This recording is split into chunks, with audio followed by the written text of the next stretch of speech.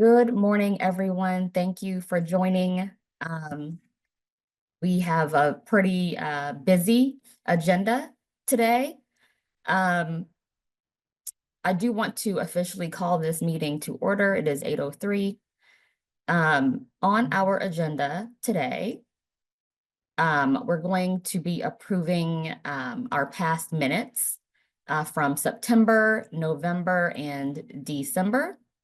As soon as our newest member, Christopher Daly, joins us, you'll be able to meet him, briefly talk a little bit about our 2025 meeting calendar, at which time I hope that we will also talk about some of the meetings and comments that we have been making regarding the Rams settlement funds, and what kind of our path forward is regarding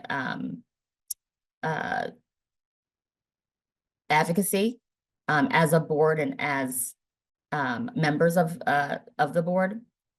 We'll talk about the board nomination criteria and process, and Dr. Mati will be giving us her annual impact report. So I am looking forward to hopefully covering all of those items today. We are still waiting for Kristen and Christopher to join us. But since we have quorum, I'm going to go ahead and ask that we approve our September 19th and November 21st Zoom video and the December 19th written notes as our official meeting minutes. Do I have a motion? Motion to approve. This is Colleen. Thank you. Is there a second? I'll second. Who is that? Morgan? Sorry, it was Liz. Oh, Liz. Okay, thank you. All right, let's put this to a vote. And I'm going to do this vote as one single vote. All those in favor of approving these September, November, and December minutes, please say aye.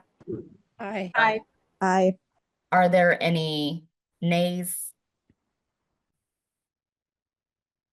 Are there any abstentions?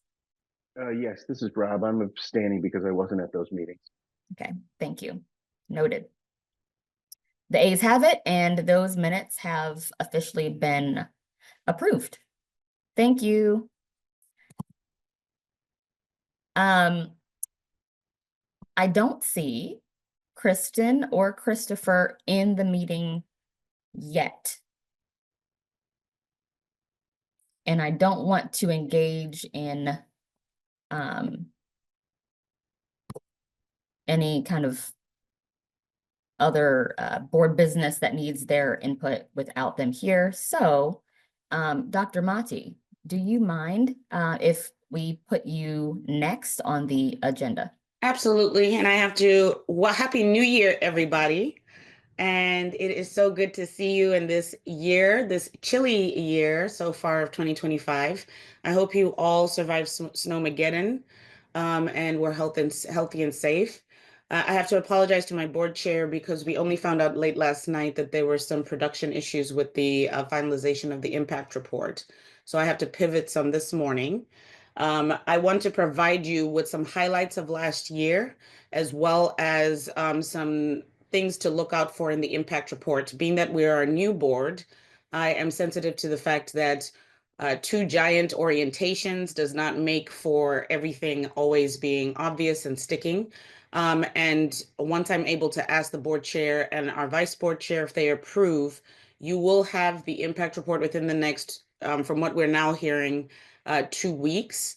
And we will have physical copies being mailed out as well. So someone from our comms team will contact both our board and vice chair around addresses. We've often talked at this board about how nice it would be for you to get the monthly reports before a meeting to facilitate discussion. For this reason, in this instance, that will happen. So if our board chair and our vice board chair approve, we can utilize either the departmental updates at the next board meeting, or a line item, a separate discussion to get feedback, and for you to reflect. Like I said, being a relatively newer board with some OGs on the board is a great mixture to really talk about the direction we're going. I introduced the annual impact report, was the first director to do so, and the monthly report structure. And so, this being the third year that we've put one out, I want to get some actual tangible feedback about our approach, about the type of content we're giving you, the balance between increasing health literacy, making it accessible, but also getting you the information you need to know. So things like, was this a helpful report? What did you think of the quality? Did it teach you something? Do you think it is what the public needs? Because this goes out to partners, stakeholders, and the general public, the comms team have a challenge that I believe they meet very well, to make it as accessible as possible. This is not a business level annual report. It is not meant to be dense and analytical in nature. So I would be interested in your feedback. As far as our reflections, we had our first executive leadership team meeting yesterday, and I always charge the executive leadership team with they always have at least monthly bureau meetings with their entire bureaus.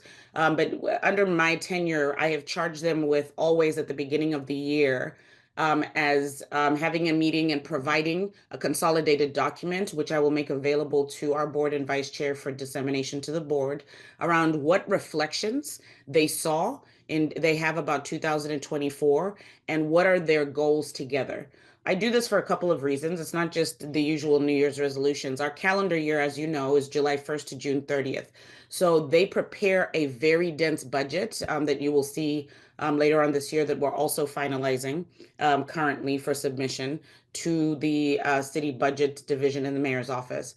And so they start their calendar year and sort of their programmatic assignments over that calendar year period.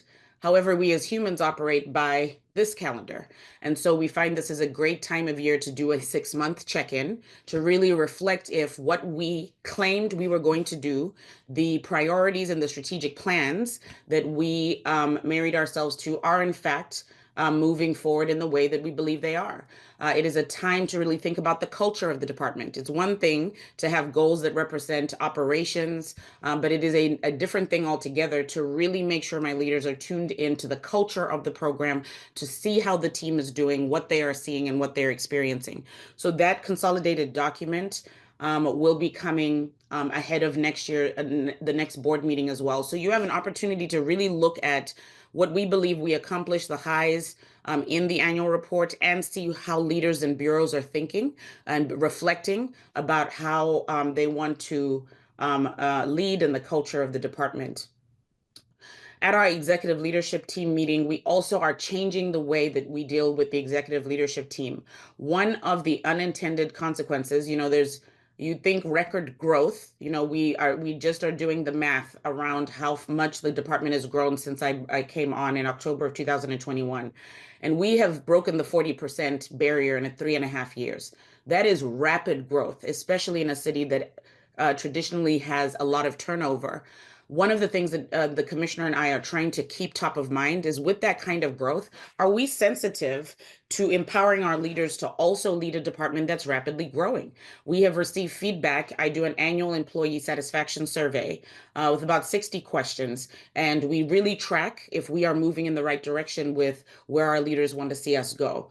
One of the things that I've gotten feedback about is, Dr. Mati, we love that you put on for us, get us these more money when you can, and promote from within. We love the growth, but it sometimes doesn't have as much support for the trainings, the onboarding, and making sure that this rapidly growing department remains cohesive, understands all the resources. So we have adjusted our executive leadership team meetings to reflect that. We usually do them to report out from each bureau.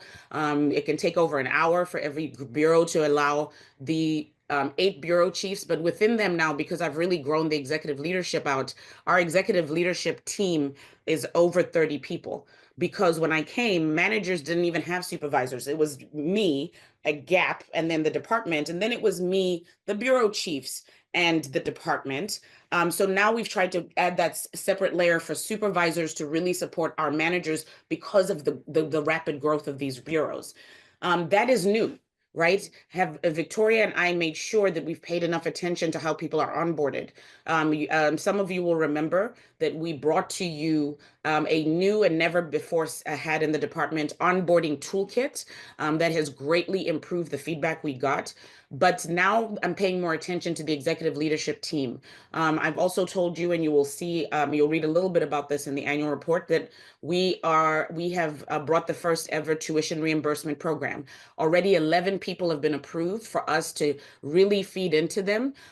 Salaries are obviously my focus. The mayor has tried to increase salaries. It has increased salaries by an additional 3% each year, but there is still such a pay equity gap for civil servants. And so I am keenly always looking for ways to continue to increase my retention strategies.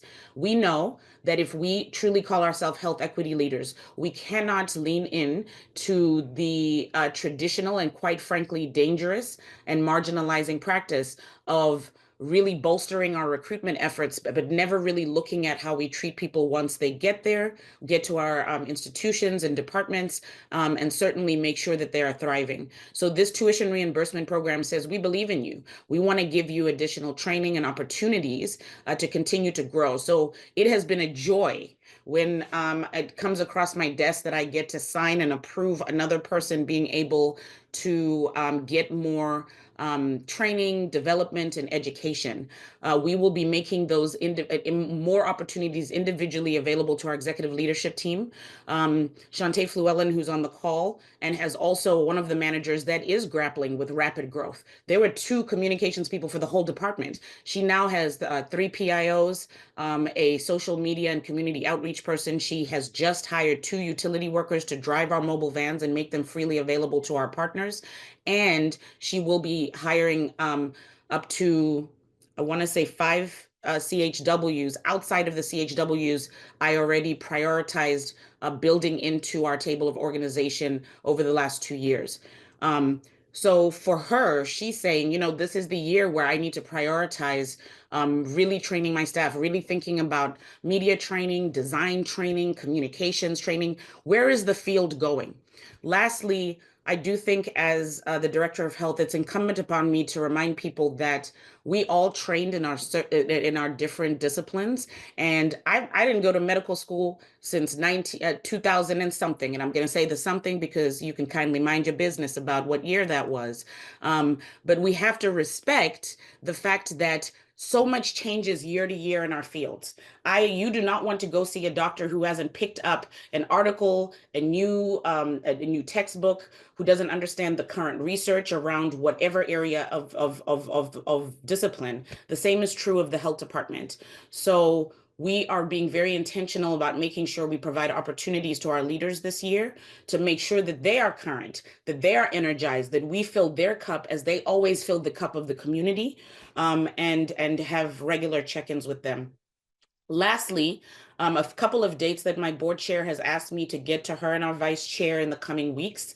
Some of you are newer, so I want to give you just a little bit of a landscape on key dates that are regular throughout the year. You heard about some of these in orientation, but I would be a completely unreasonable director if I felt like you have memorized every single thing that we discussed in orientation as well. So the first thing to remember is, again, we operate on a July 1st to June 30th budget calendar. The second thing is that we get the preparation documents for our budget. We have been working with all of our 8 bureaus since September. In my department, different departments do their budget prep differently. I start very early to give our leaders an opportunity to really think about their goals, their strategic priorities, their programmatic priorities, the fiscal and operational needs as well, and to balance that in a very cohesive budget. I'm very proud of the fact that since I've been at the health department, I have received feedback that we have,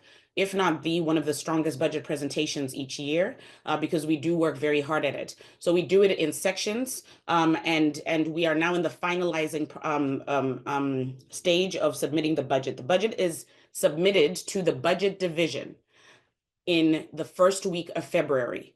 They then start to review the budget, and the budget director for the city asks for directors and any support staff to come to a meeting where they will ask additional questions or make us aware of any errors. But it's an opportunity for them to not just have a numbers approach, although my budget isn't just numbers. We have memos, we have justifications, we don't play games at health. Having said that, it's an opportunity to have a bidirectional discussion about anything that may not be clear. Those conversations start between March and April. At the end of May, beginning of June, we typically get the budget division's decision once they've had a chance to discuss it with the mayor's office around what the final proposed budget is. In the interim, if there's again any errors or things that need to be adjusted, because again, the budget also has personnel, new table of organizations that are put together, and they need time to work with the Department of Personnel. We then get a final budget.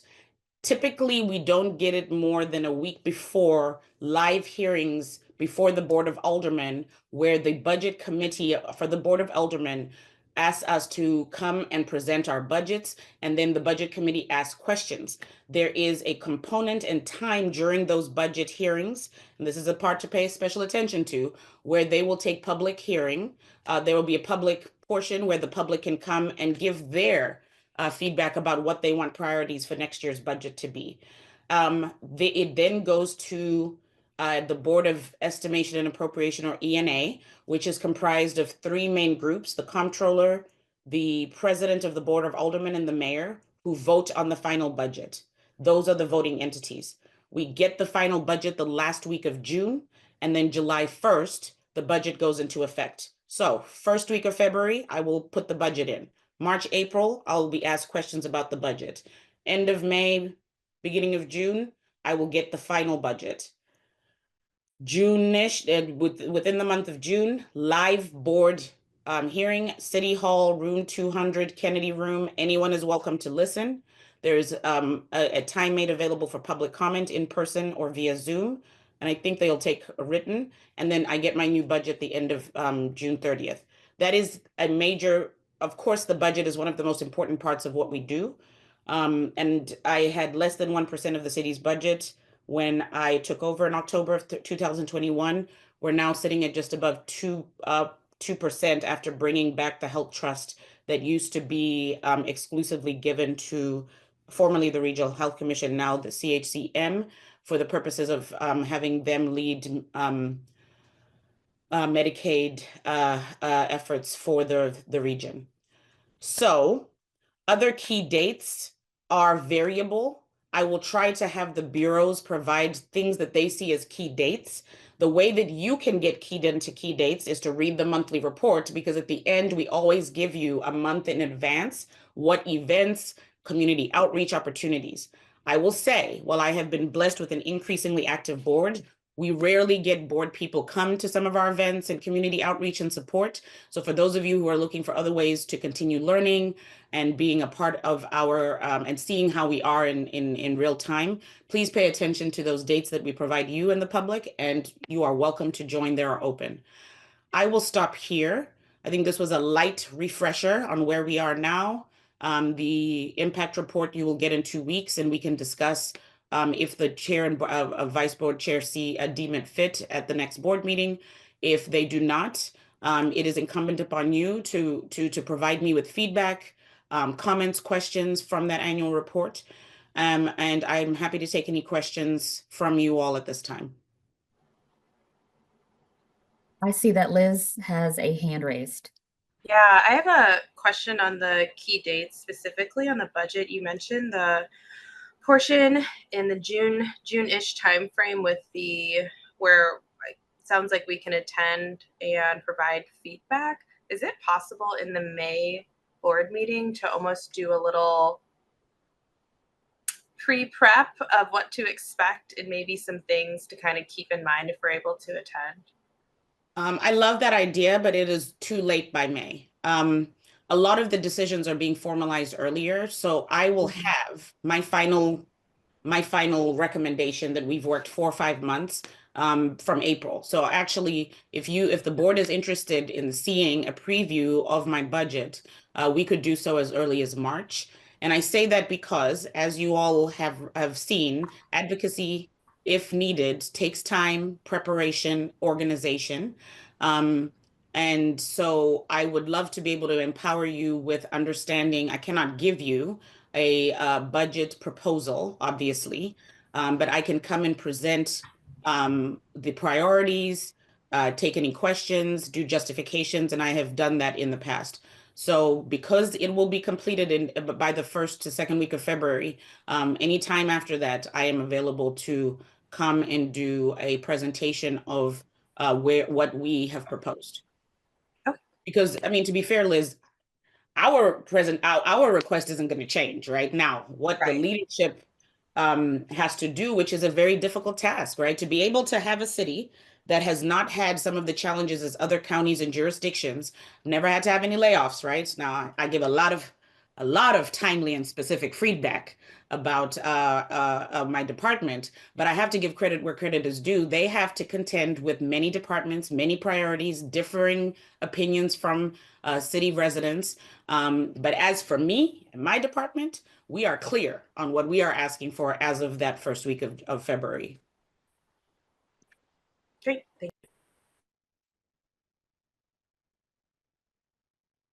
Thank you for sharing those key dates and more about the process of budget making. One of the reasons that I had asked for those dates is, and this is a topic that is coming up in just a few moments, but as we talk about our calendar planning and the work that the board should be doing to advise, support, advocate, right, for the needs of the Department of Health, we wanted to just get more clarity on those key dates and make sure that our agendas are built with those needs in mind. When I joined the board was it April? I think that was my first meeting, maybe.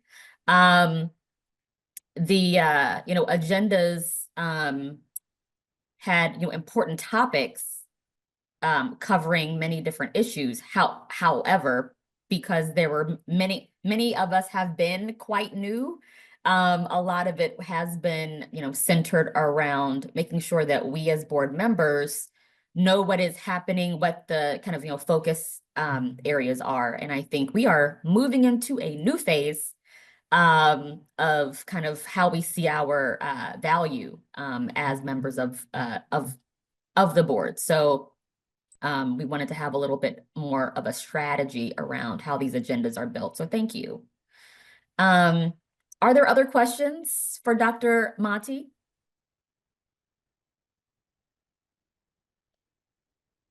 I do have a question. Hey, everybody, how y'all doing? Hey, Chris. Sorry I wasn't on the call. I was on the other side. I was like a viewer at first, so I had to get on so I can be able to unmute and share my screen. A quick question with Dr. Maddie Davis. So with the budget coming up, we'll be able to see like what you're asking for, like specifically in that, like detailed, and are we able to take that to the Board of Aldermen to help advocate for that? Yeah, that's a great question. I've never been asked explicitly to provide the board with the full budget. And so I would have to find out what the city allows and does not allow. Craig Schmidt, our resident expert on all things policy, may know upfront, because technically you can sunshine my email. So if you were like, well, bump it. I'm gonna put in a sunshine request. You could sunshine all my emails today, Christopher. That's your right in this world, okay? And Craig would have to sit there and send you all my emails, child. So, but I will ask for guidance to who I report up to. Again, I'm going to be dropping little nuggets of information because orientation can't cover everything. I report up directly to the Director of Operations, Nancy Cross, and of course have access to our Honorable Mayor, Tashara Jones, whenever. She makes herself very accessible. But for operations and day-to-day sort of questions and approvals, that goes up to Nancy Cross. And when I have a policy question, and one thing about it, I haven't been able to stay in the sun and not in the darker sides of the press and other places, because as for me, if there is even a question, even a query, I also asked for, in my first week as Director of Health, a liaison to the City Councilor's office. So please know there is nary a recommendation or an approval that I do not check with our very helpful, incredibly talented City Councilor's office. Usually when I have questions of this nature, depending on the type of question, I'll ask Nancy to make sure the appropriate way. But as I was saying, I have always done a budget presentation to make the board fully aware of my priorities. There has never been a need, but this is a new board, and you may feel differently, to kind of look at the numbers and add up the dollars and the cents and see every single column. This is like 100-page sometimes application, right? It's a lot of just numbers. What I do bring very transparently is the memo that I prepare, which is basically the cover letter saying, this is what you're going to see. This is my why, right? And this is to make you understand, because while we have an incredible budget director in the city, he is not a public health expert. So I try to make my budget as accessible as possible. I also am one of those directors. I'm gonna bring a PowerPoint every time, honey. It is going to be accessible. It is going to break down tables. And I've been given a lot of feedback that the public who watch our budget presentations are like, we are so grateful to have a budget presentation that is so thoughtful, so accessible, because it really helps us to understand where we're going. So that has always been my approach. So in the past, the board has asked me to either just come and verbally talk about it, really break down the memo. I always put a little presentation for y'all. And then when I do the presentation for the board, I have no problem sending that to you ahead of time because it will be publicly available anyway. Does that help, Christopher? Yes, and you said present to us, or you meant the Board of Aldermen? No, to you. Okay, So like I said, every board asks for me to do different things. You know, I serve at the pleasure of, but so I've always made myself available to give you all a preview of what I've asked for, because after it goes in February, I'm not going to change my position. We start working on our budget in September. This is a very well thought out budget presentation. But so people sometimes ask me to come as early as March to talk about it, so that if the board decides that there's anything they'd like to configure, talk about, they can. Now, what you all may want to discuss is I'm always asked to just come and let you know what we've come up with. If the board wants to be to have a more active part in the actual budget process that hasn't happened to date, that is another conversation that you all are welcome to have. Definitely. April, are we open to having those conversations? Yes, but I do want to clarify that we are not a governing board, and so our role is to advise and support. And so while it is meaningful for us to have more insight often into the way that Dr. Mati and the rest of her leadership team are forming the budget, we don't have any say over what budget items go from Dr. Mati's desk to the mayor's office. So just keeping in mind that we are able to make recommendations, ask lots of questions, but we don't have a formal approval over these budget items. So, but yes, always happy to talk about ways that we can add value to the work that our public health team is leading. Craig has had his hand raised, and then I believe Liz, and then Kristen, I saw your hand pop up. So I apologize, Dr. Mati. mentioned this, and so I will tell you what my experience has been with regard to the budget. It's not so much about people coming forward and specifically going over line items, but it's a year-long endeavor.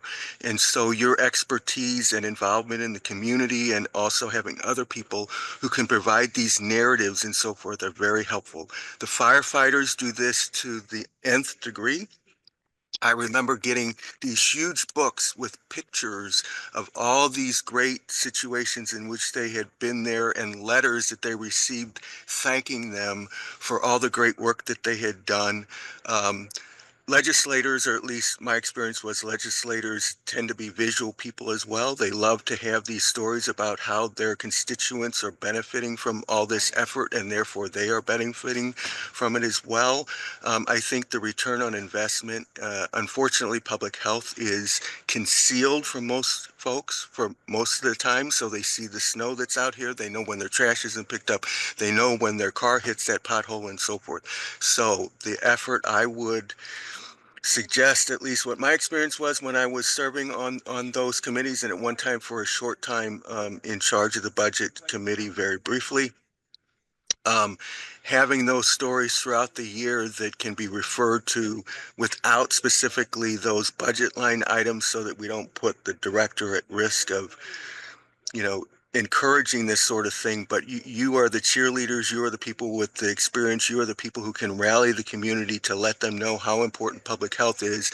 And in the midst of losing things like the earnings tax to a large degree for people who are not either living in the city or working in the city, it's very important for aldermen to see where this fits into that pecking order. Thank you, Craig. Liz, did you still want to speak? I actually just had a more general question. If we don't have an answer, that's okay. But just keeping in mind, budgeting is an ongoing process. I don't think we need to see the actual budget, or at least I'll speak for myself. I don't know that I need to. What would be helpful maybe during the year with those key dates is really understanding what are some things that even the team is really advocating for, so that when we're at these key events, we can actually kind of have like some good like talking points maybe, right? And I know it's in the report, but I'm wondering if even in our monthly meetings, hey, maybe we do like a little, here's some key points when you're in your circles. Maybe mention these to folks, right? Direct them to where to go. Maybe it's on your LinkedIn or I don't know, Facebook. I don't know what people use these days. But put this information out there so people have it.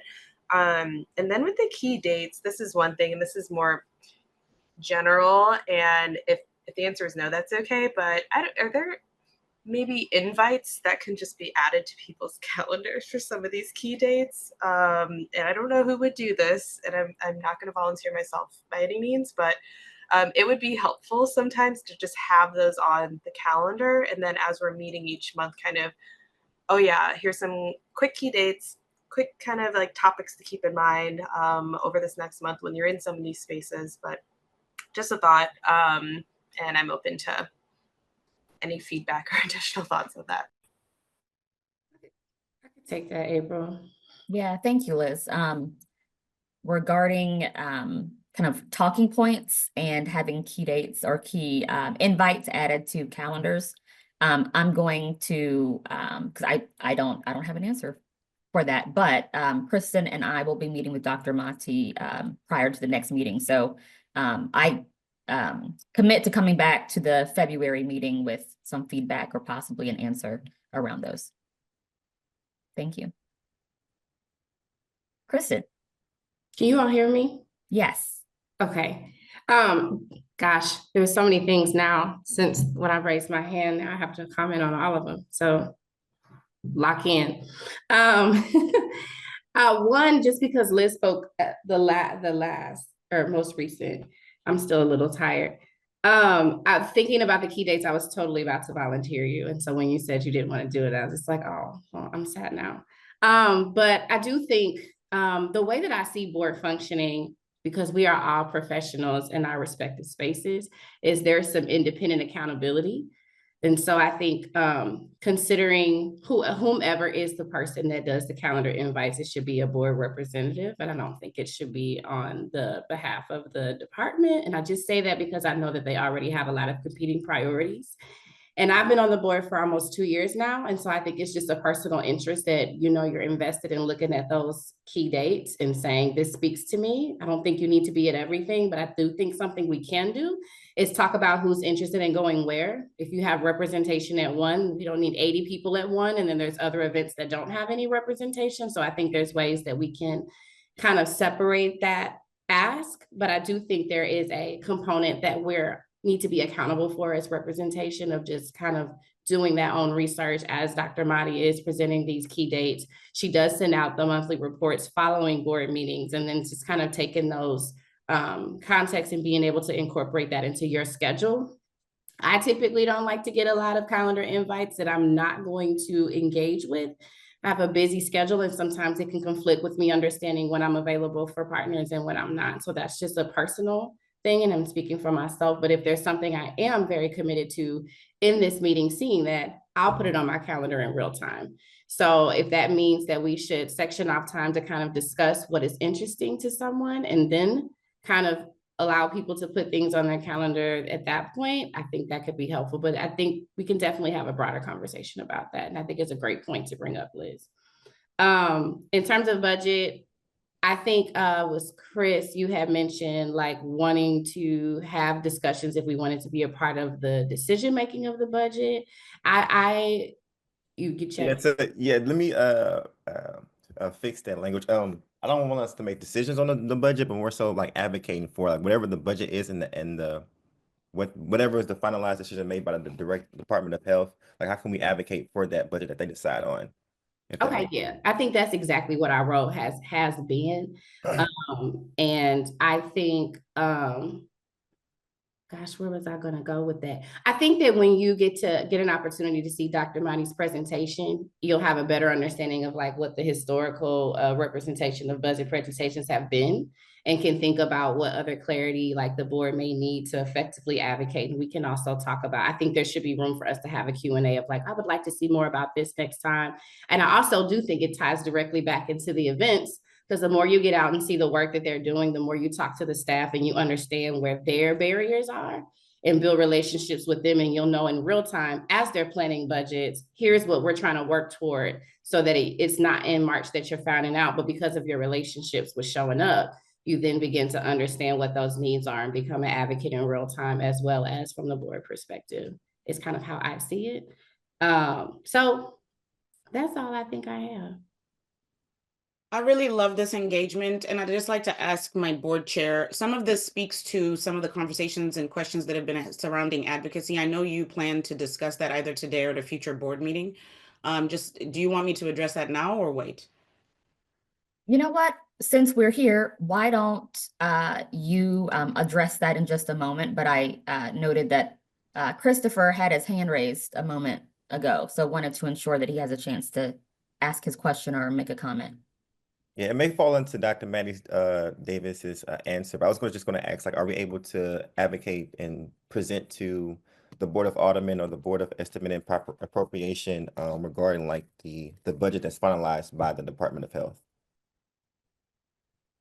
Say that one more time, Christopher. Like, are we able to present like and advocate in front of the Board of Aldermen? Yes. So yeah. So typically the Board of Aldermen for major decisions will always have a public, a portion of the discussion where the public are available. Every single year, they allow for public comment. I will say, if you just look at the timeline for the budget, the timeline, the point at which public comment is made available is very, very, very, very, very, very close to the final budget being decided. So I will let everybody just reflect on that and think about when timing for advocacy is helpful. It has been my experience, not just in the city, that if you are given an opportunity to provide feedback to something that has been a year-long process or a 6-month process, right before it's being approved, it's probably harder to move the needle than to have a more strategic approach to advocacy. But again, that is you know, the decision of the board. Yeah, so speaking more to the strategy, I don't know if we have level set already and talked about like if that's something that we want to do. But I'm definitely willing to, you know, sit down offline or to strategize to help make it like a plan to do so and help with advocating for what you guys decide on at the department level. I appreciate that. I think the board chair wants to have a discussion, begin discussions around that. So as soon as she's ready, I'll give you my purview, and ultimately it's up to you all to discuss and decide how you operate. Yeah, I think this is probably a good time for us to segue to that piece. So, Dr. Monty, please share your thoughts on this Yeah. topic. So one thing about it is, if you don't know me, I have never shied away from transparency. Everybody in the city knows that about me if you know me. So let's be very transparent about something. I have been blessed with the most amazing board. But like the board chair said, I think it's important to understand what type of board this is and my position as it relates to the board. I am not a board member, and it would actually dilute the impact of the board if I was doing double duty and influencing the board because of what I believe here. What I want and what you all want may not always be congruent, but I believe that there is no impact in advocacy specifically if I am just an extension of the mouthpiece of what I'm already saying. So, to be abundantly clear, I have a wonderful working relationship with our Mayor Jones. Wouldn't be in this position, would not have been able to bless the city. I have open access to her. I can discuss topics with her whenever I want. There is also, like in any work environment, a structured way that the city has to be run. So I report directly to Nancy Cross, the Director of Operations. I will get directive from her. There are also processes that the city has, some private and some need to be handled in a professional way, right? So there are times when I have to make a determination about whether it is absolutely appropriate for me to share any parts of something that I'm working on versus if I need to respect the city process and the board needs to ask me questions or independently make questions of other city leaders, right? I don't shy away from answering questions, but I'm not an extension of the board. So any advocacy priorities you have are yours alone. And again, if you put me in a position to say the same thing I've said to the administration. So you ask me, what are your priorities for the budget? I'm gonna tell you, right? And then if I come to the board the next day and say, so now go say this, you're not a board. You know what I mean? And I don't even think that your advocacy will be taken seriously because it will just be seen as an extension of me. Power in the board is to have a separate body that advises, supports, guides, but is not my posse or my yes people. You know what I mean? I'm very confident in my leadership such that I don't need that. And I believe that I and my department are better served when there is a true distinction between the board and the department. Furthermore, I have to respect chain of command. I don't run this board. This incredible board chair, April Jolly, and this incredible vice board chair run this board. So there has to be times when we follow just a professional place. I have an amazing relationship with y'all, so it sometimes feels like we are family because we are, but from a professionalism and from a strategic standpoint, right? I think there has to be clarity about that distinction. So the prior board chair made clear to me that as it pertains to advocacy, she would let me know what questions she had, but all decisions, all arrangements were through the board, and that was that. That is separate from the infrastructure within the board. So like committees, when my team and you guys are part of committees, that is clearly an infrastructure that has been built for actual coordination and shared decision-making. But I think what this board will be developing under the incredible leadership of our board chair, April and Kristen, is how you want to deal with some of these other priorities, because there are times when we are one, but there are times when we are separate. I will say one of the things that I had to work on in the past is, as a result, I'm also not a staff member of the board.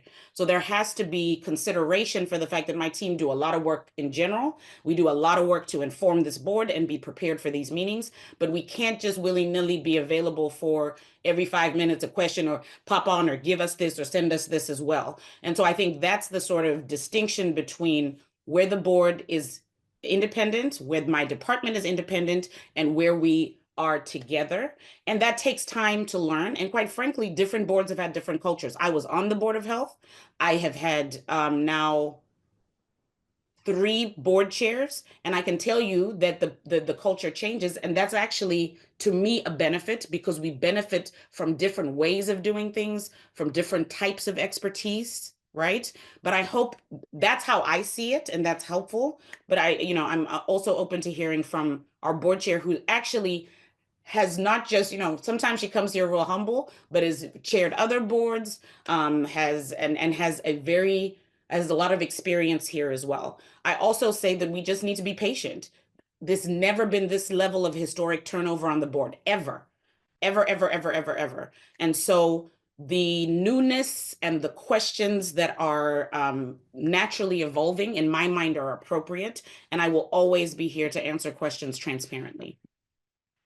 That's where I'll start, but I will answer questions when asked. Thank you. This is a very, it's obviously a important topic, right? This is one of our functions. Thank you, Dr. Mati, for offering not just transparency, but clarity around the fact that we are not your colleagues. We are filling a separate function that supports and advises, guides, advocates, et cetera, but we, as Kristen had previously stated, we have our own board level, accountability and ownership. And so that is the conversation that we need to have. So thank you for being clear on what you are doing, can do, can share. And I know that you will be as transparent as you can be, because that's how you've always led. The conversation for our board is really going to be centered around, and this ties into our conversation about our 2025 calendar, is how are we wanting as a body to build in time in our meetings and or in committee work, whether it's an existing committee or perhaps we need one that is ad hoc at this point, so we can really talk about our strategy for making sure that elected officials who do approve the budgets really understand and hear from us and other people that we may be in network with about what we'd like to see in terms of supporting the work that the Department of Health is leading. I recommend that we have this more in-depth dialogue about what this process and this way of working may look like for us as a board, either in an ad hoc committee that we form, or we craft this as an agenda item, or perhaps a full agenda item, or this could be the sole topic at an upcoming meeting. Dr. Mati, you have your hand raised. Yeah, I agree with everything that's said. So I want to further clarify a few things and provide one example that may help you as you all are thinking about how do you want to come to the table to discuss this topic. I want to give you an example of how of a prior advocacy issue and how it was handled to make me decide if that's kind of how you are seeing things or how you want to move forward, because I'm very grateful for the immediate and rapid support and advocacy that you all mounted around the RAM settlement, right? So another time that we had at the level of an emergency was animal care and control functions and operations. We right now, lease a building for animal care and control that is absolutely dilapidated. We fail every annual inspection by the state. They have put us on notice. And previously, we were even at risk of losing all animal care and control operations for the city of St. Louis, which would have been devastating. We have been advocating for a building for years. I have brought this to the director of operations over a year and a half ago, and the mayor's office has tried to come up with solutions. The building division would bring us buildings and they were too expensive for the mayor's office. We would go out and see old schools and dilapidated buildings. My manager has spent more time being asked to go review a building that never came to pass. And then when the conversations around the workhouse started, we did not believe that the workhouse was in any way built to support the care of animals. But the mayor's office suggested that with construction it could be, and that's the last place the discussions have been for 2 years, right? So I brought that to this board as an urgency. The prior board chair said, thank you, we will have a discussion. We will drill you with questions, and then the board had separate conversations. I transparently, whenever I'm asked to bring questions, I made the situation clear. There were a few follow-up emails, but to be honest, not much. And then she came to me because she would meet with me. We had a regular meeting cadence and said, this is where the direction the board is going. Before we finalize our discussion, we wanted to give you an opportunity to see what this packet we've put together, the decision-making, give us feedback. And then she presented it at a future board meeting, right? That's typically the cadence of how it is discussed. And I do my best to come very early so that you all have time, because I know you are all very busy, highest level working folks. So telling you something, unless I hear about it last minute, right? And so I started to have these discussions and brought up the RAM settlement money months ago at this board too, similarly, right? This is a new board, so you have opportunities to decide what helps and doesn't help. But I wanted to give you a tangible example and to say to you that advocacy is probably one of the cornerstones of my personal leadership. I welcome it. I think it is important leadership, and it drives these decisions in ways that we cannot anticipate. This board has had a healthy, incredible history of advocating when public health crises come or when the department is advocating for further support. So I wanted to give you a tangible example in case that would help how you decide to address.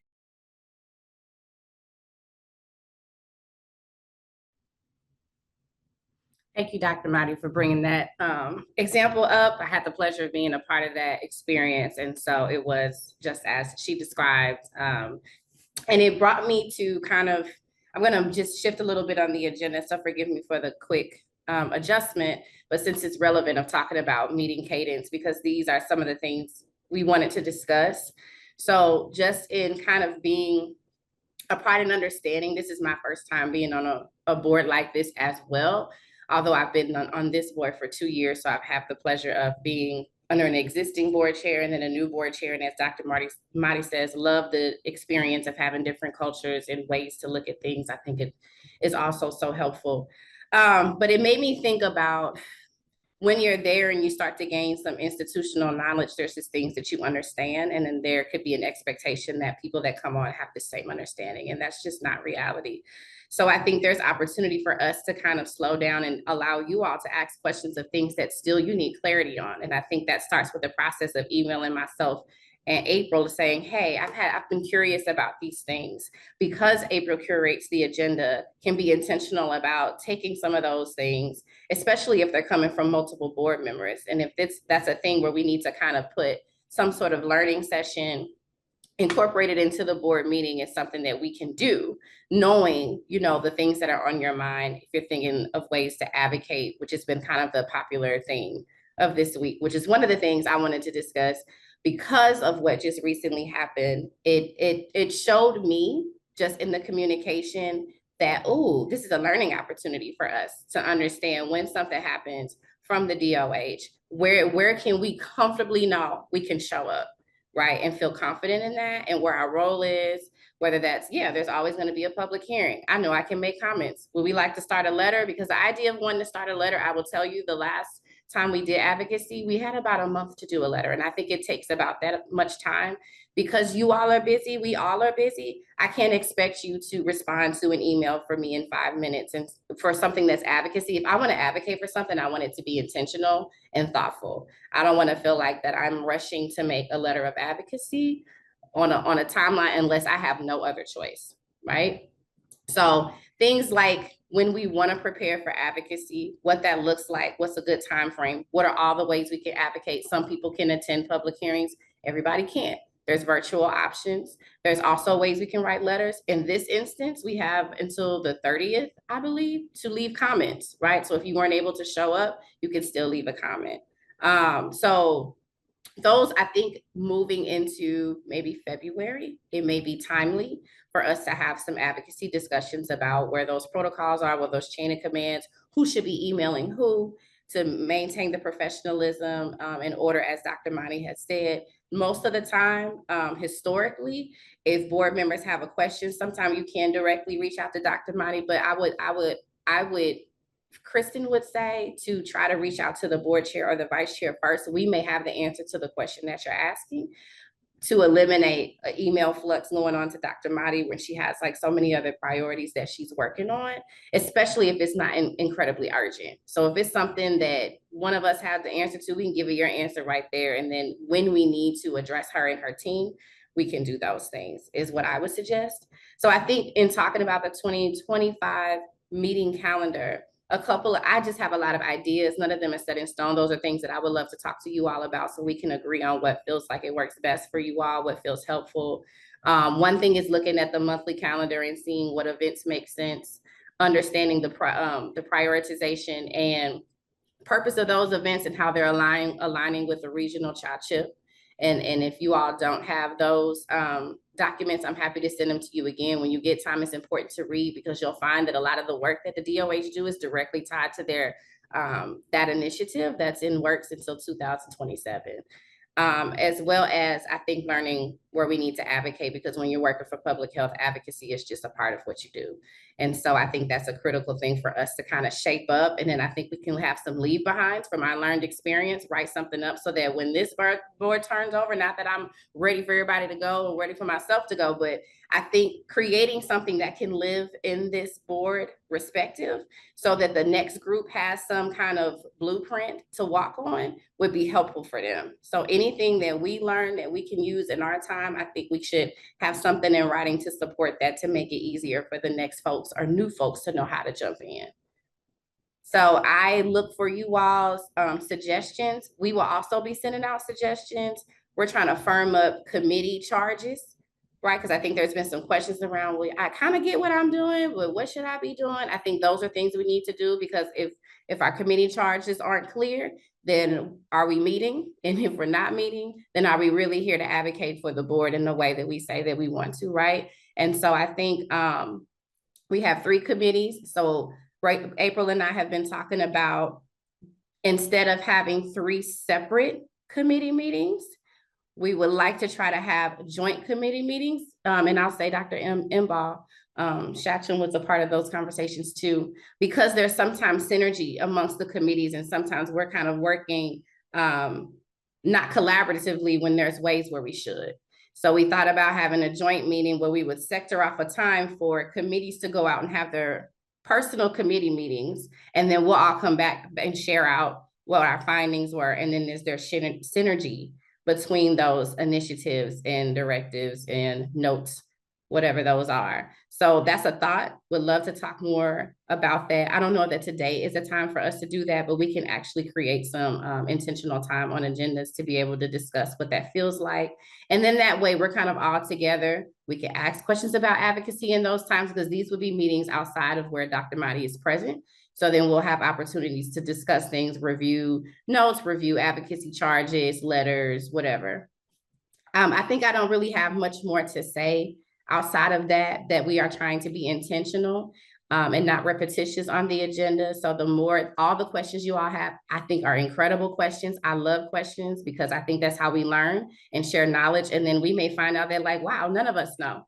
So let's go back to the drawing board and figure out how we can get someone else to train us up or do some development so we can have a better understanding. I also love transparency. I'm not always right.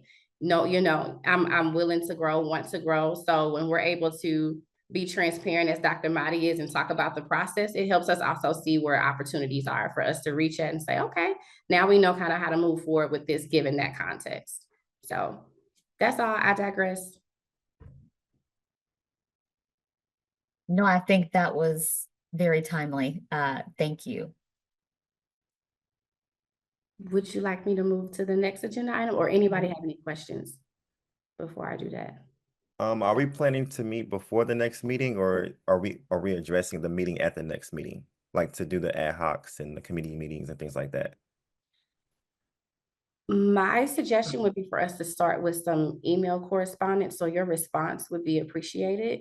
Just to kind of get everybody in the same room on an original thread to have a discussion about how everyone feels about the things that we've discussed today, and then come up with something that's mutually accessible and agreeable to everyone.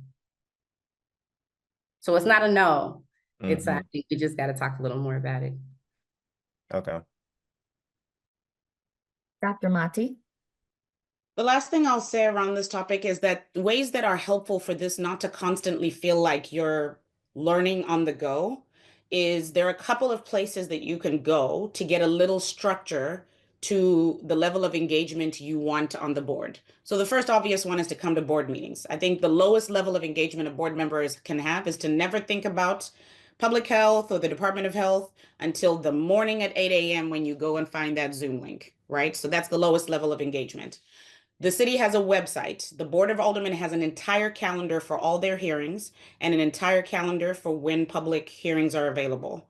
That is a great way to look at when the Committee on Health meets, the Budget Committee meets, but I will send the dates that are pertinent for our department as well as a reminder, and any other initiatives that are happening, right? So as a board, if you are committing to being past just the person who shows up at 8 a.m., the morning of, and you haven't thought a thing about us since then, that would be another thing to do and say, oh, I can go to the website and check the Board of Aldermen's calendar. I can go to the monthly report and as questions arise, kind of see what the cadence, like what the last couple have been. I have opened a folder for myself that says Board of Health, and I've maintained these things in a way I can easily find them. The other thing is to read the monthly reports and to be engaged in providing feedback. I don't want you all to overcorrect in don't bother that lady over there, and I don't hear from you at all between board meetings.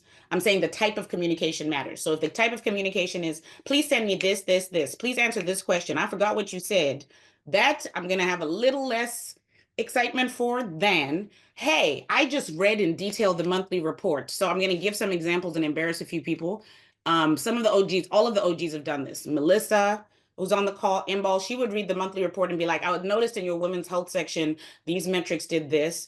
I have been listening and understand that your programs do this. And I pulled up my board PowerPoint because I saved it, and I know you have these initiatives. So do you have these initiatives? What is increasingly hard is if you're reading the monthly reports because you're above this level of engagement and you ask me the same question we have covered in because you haven't committed to a way to at least have some structure to like foundation, like additive learning, right? I love hearing from people in between. So often, and always CC your board chair and vice board chair, I will get these suggestions and questions on the interim. I have had Colleen reach out and be like, hey, you've been talking about the fact that you have a workforce capacity issue. I believe my clinic could work with this leader. Please send me who I need to contact to help them with workforce capacity. She CC'd her board chair. She CC'd her vice board chair. So I want to hear from folks. I just think being mindful of the what and why.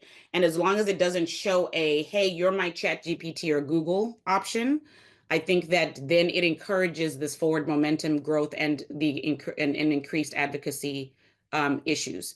This list of critical dates, I will add as much as I can to make this as helpful for it. But once y'all have it and you put it on your own calendars, it's time to get busy. So I just wanted to say that there are other avenues that you can. And when I send that list of dates, I'll also put links to that. Like, this is the link to our website. This is the link to the Board of Aldermen website. This is where you can find our monthly reports. You can also just save them when we send them to you, and a few other resources that may be helpful, because all of you are very engaged. And I think it would be helpful for me to just help with guidance on where you can get pertinent information.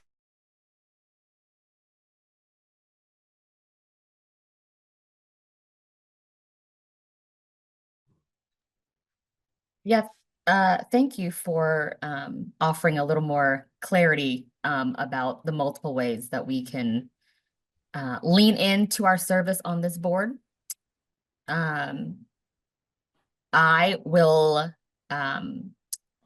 commit as board chair to making sure that when there are key pieces or events, data that I think folks need to be especially focused on, that you will see that in an email or in some other note from me. I know not everyone has the time to thoroughly read each and every word every single month, but often there are nuggets that I do think everyone needs to know. Okay.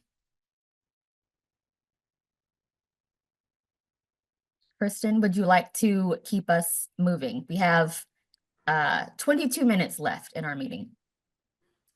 Thank you, April. Moving on to the next agenda item, we wanted to take the opportunity to introduce one of our new board members, Christopher Daly. And I could sit here and read the resume, which I will not do. But before I turn it over to Chris, I do want to acknowledge and say that Chris been here before, all right, and has hit the ground running with all of the things. And so really excited. His energy excites me. And we are happy to have you in service. And I would like to I just wanted to share that with you, and also go ahead and pass the mic and allow you to introduce yourself, because who better? You funny. Thank y'all so much. I'm really appreciative to be here. Like Kristen said, my name is Chris Daly. I'm from St. Louis, Missouri. And I'm currently in chiropractic school.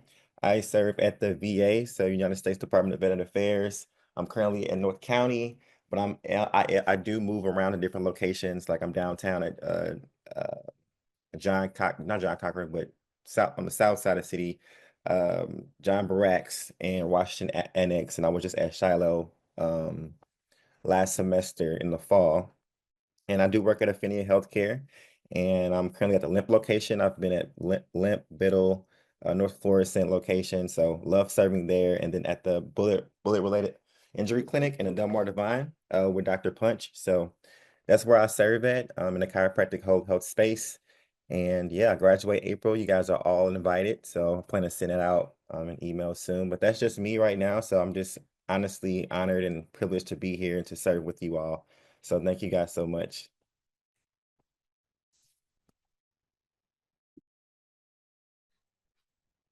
Christopher, welcome to the board. And to echo Kristen, you jumped right in. So thank you. Christopher was able to join us at our last meeting, which was in person. And so I think that was probably a great way to welcome you into the board, right? You got to physically meet some of us and several members of the team and get a sense for all of the great work that Dr. Monte's team is leading. So welcome. Thanks for being super active from the jump and offering to really dig into the issues and topics that come before the board. Okay. Well, sorry, I'm getting myself back on track and looking at the agenda. The agenda item that, or I guess items that we have yet to cover briefly, the board nomination criteria and process, and then announcements before we adjourn our meeting. So for the past couple of meetings, we've been talking about having kind of a starter scoring rubric or some sort of way where we are really being thoughtful about who is being asked to join the board, the set of experiences and skill sets that we think that would benefit this board and the city of St. Louis. And we recognize that in the past, there hasn't really been a formalized process for thinking about some of those qualities. And so this body has been working over the past few months to help to formalize that in some way. And this is not meant to be, this is not pass fail. This is this is not meant to be something that we use to weed out, screen out folks. It's merely a way for us to assess and have some clarity around what characteristics, qualities, attributes, and skills do people bring when they when we are thinking about who might be joining our board. And as Dr. Monti said at the top of her comments, public health is ever changing. And so it just makes a lot of sense for us to be thoughtful, especially in this somewhat new era of our board, about what or who is missing that would be important or even critical to have on our board as we think about what the current and future public health needs are. So where we left off after the December 19th meeting, I sent you that document in the meeting packet last week. This is what I will call the final draft.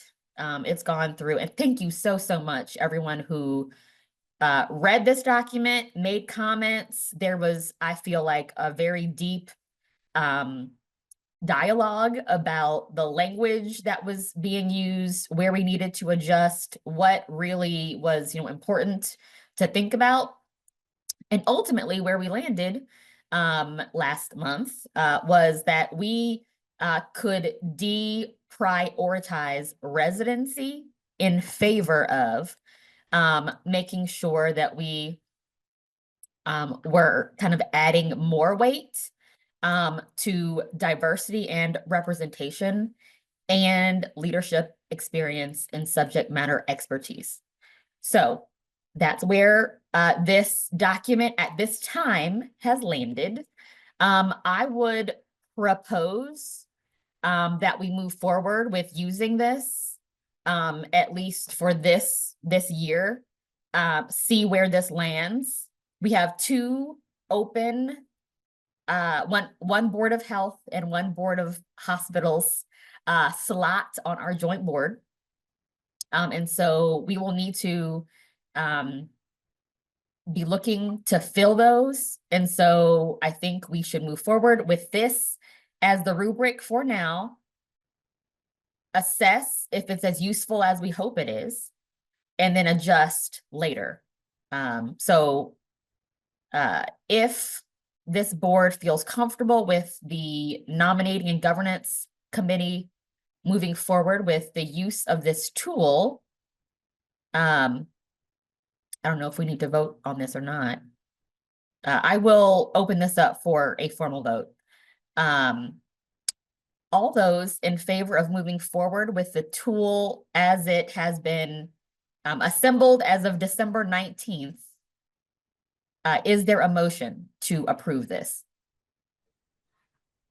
I'll move to approve the rubric Thank you. for the current state. Was there a second? I'll second. Thank you. All in favor, please say aye. Aye. Aye. Aye. Aye. Is anyone opposed? Are there any abstentions? All right, motion passes. Thank you. Liz and Colleen, we can be in touch about what this process is going to look like. I was recently in touch with Michael Mecklemore, who is the person who helps to coordinate and arrange all the oath taking and making sure that people get appropriately appointed to boards in the city. And I will double back and check to see if anyone else has possibly applied to serve on the Board of Health. If not, per our bylaws, we need to issue a call, which I think may come from his office or some office. I'm not actually sure. I will clarify what that process is. And then we can, perhaps those of us who have possible candidates can think about, encouraging folks who would like to serve to think about doing so. And there is a formal process that exists, and folks would, if they're serious, would need to go onto the website to actually apply to board service. Or if people just want to have a conversation about what board service looks like, please direct them to me. That, I believe, is the end of formal business in terms of agenda items for the board. The last thing would be announcements. So I will start with Dr. Mati or other staff who may be present. Are there announcements from the Board of Health that we have not yet covered that you want to make sure the board hears? No, I think you've heard way more from me than you may have even wanted. So nothing more to add. Thank you.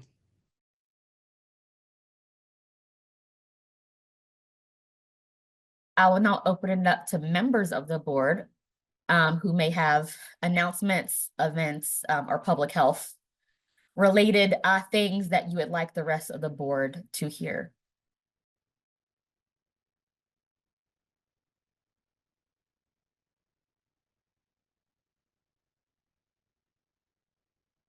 Well, hearing none, I will just finish our meeting.